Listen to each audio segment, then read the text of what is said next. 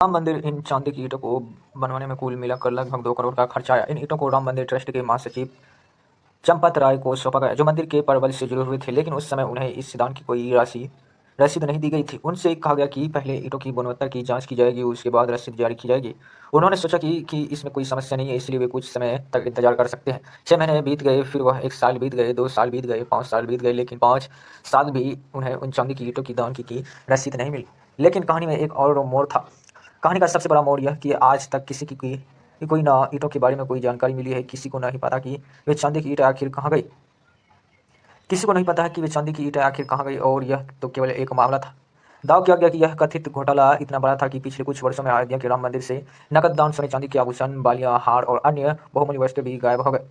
रिपोर्टों के अनुसार 1 करोड़ से लेकर 200 करोड़ तक के दान के गायब होने के आरोप लगाए गए हैं।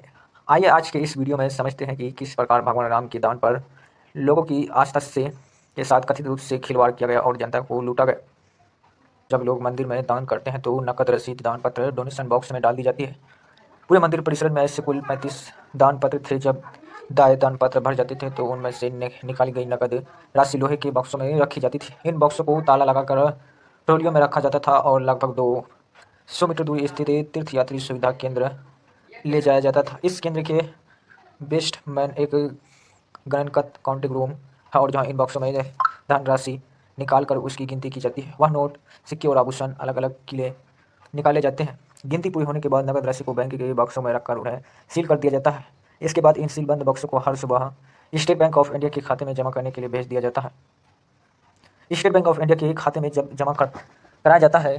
पूरी गिनती की प्रक्रिया 2 शिफ्टों में होती है। प्रत्येक शिफ्टों में लगभग 20 कर्मचारी दान की गिनती की काम करते हैं। रोजाना दान की राशि लगभग 8 लाख से 13 लाख तक होती है। हालांकि यह राशि हर दिन एक जैसी नहीं होती। कुछ दिनों में दान 50 से 60 लाख तक भी पहुंच जाती है। पूरी प्रक्रिया के दौरान निगरानी के लिए कर्मचारी मौजूद रहते हैं और पूरे समय सीसीटीवी कैमरे से भी नजर रखी जाती है।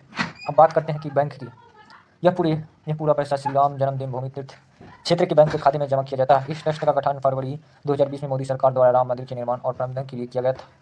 यह स्वयं ट्रस्ट है जिसका नाम श्री राम जन्म भूमि तीर्थ क्षेत्र है। इस ट्रस्ट में कुल 15 सदस्य हैं, जिनमें से 6 धार्मिक हस्तियां हैं। बाकी अधिकांश सदस्य का सीधा संबंध नरेंद्र मोदी, भारतीय जनता पार्टी, भाजपा के नरेंद्र मोदी के प्रधान सचिव नृपेंद्र मिश्रा इस मंदिर निर्माण समिति के प्रमुख हैं। इस प्रकार इस ट्रस्ट की पूरी संरचना वर्तमान मुख्य चुनाव आयुक्त ज्ञानेश कुमार द्वारा तय की गई थी। इसके अलावा आरएसएस से जुड़े अनिल मिश्रा और कृष्ण मोहन को भी ट्रस्ट का सदस्य बनाया गया। मैं आपको यह सब इसलिए बता रहा हूँ कि ताकि आप यह समझ सकें